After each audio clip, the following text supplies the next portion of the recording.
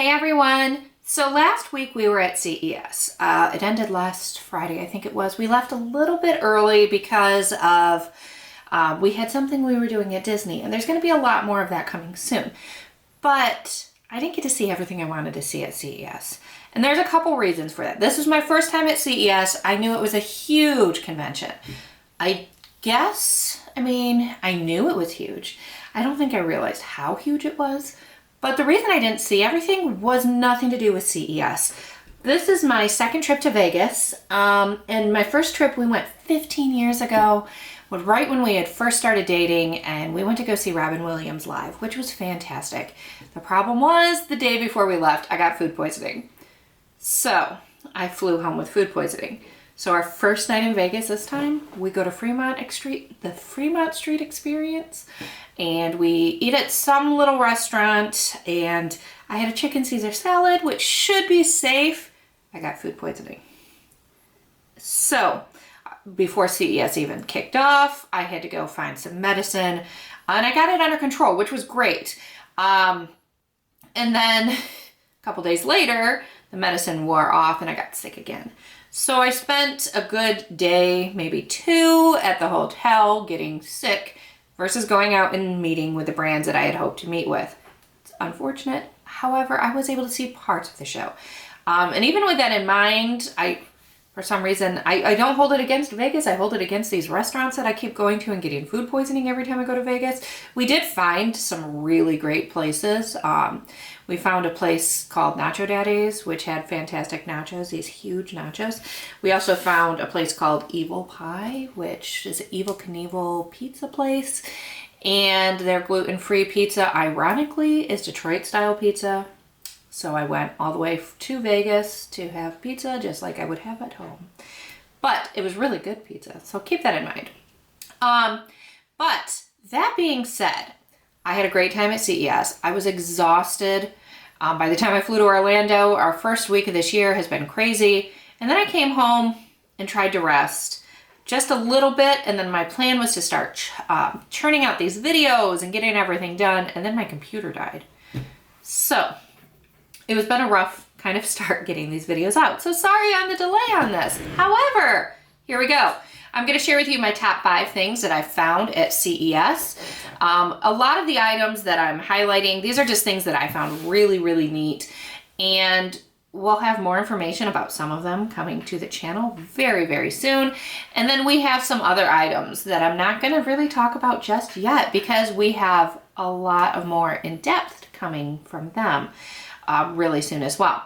So let's get into this, and I will tell you some of my favorite things that I did see at CES that I actually really enjoyed when I wasn't getting sick. So the first item is actually the Roland Go Livecast.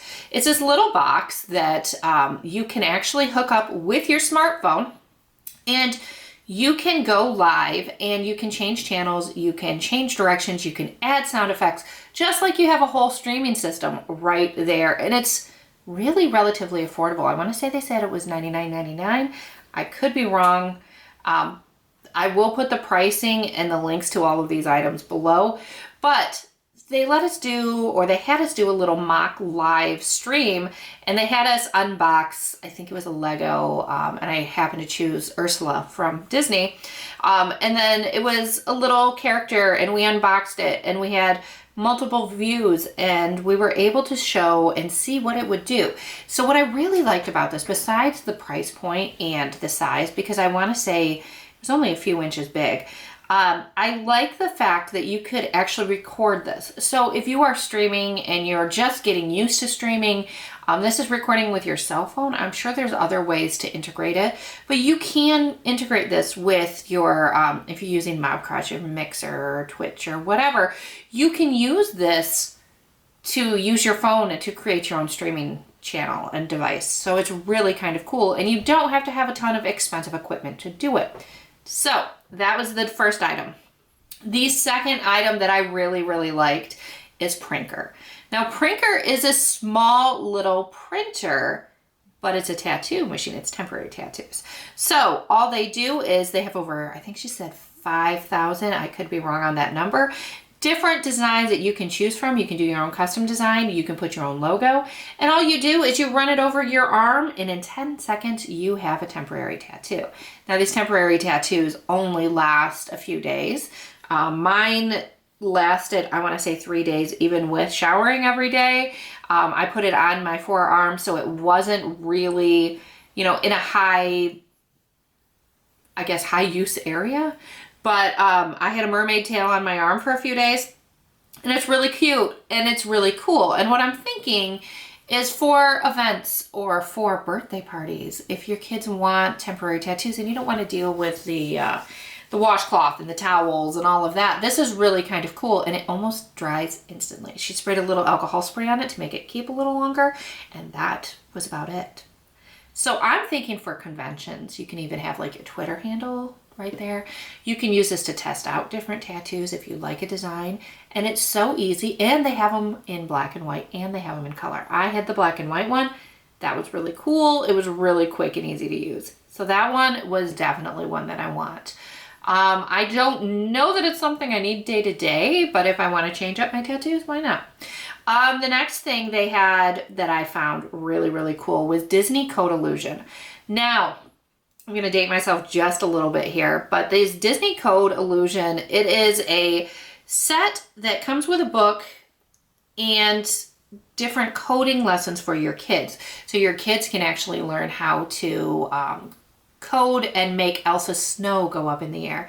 Or you can use it to teach them how to animate different characters. And while they're learning how to do this, they also get postcards for the different lessons that go to different characters and stories. And we will be having a small set of these to try out. But you can put them in the books, and there's different lessons that they can learn, and it gives them coding skills.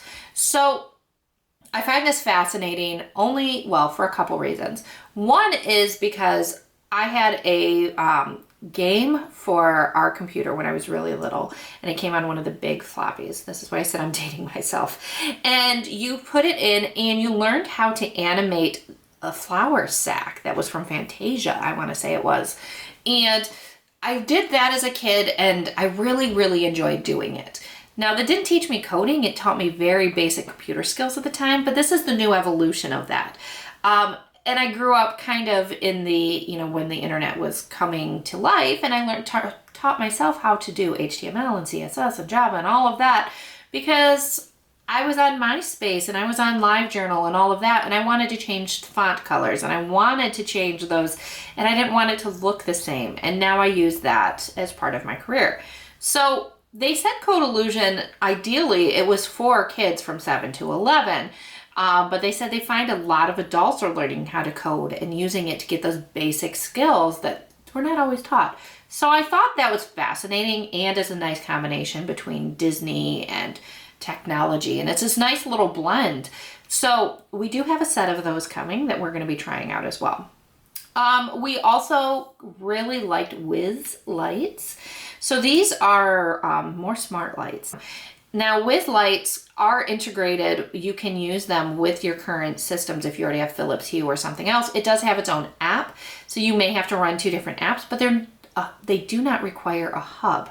So what I liked about them, and they're not the only brand that we saw that had these, but they actually had smart bulbs that were like the Edison bulbs. So you can use them in kind of the lighting systems that you wouldn't expect to use before. There are the LED strips and all of that as well, but they are on the same type of system as Philips Hue and you can use them with IFT or whatever you use to program your lights. So we like the smart lights in our house. I think this is a great kind of, evolution of them. So the last item, and this is one that for me, there's not a current use, but I find it just absolutely fascinating.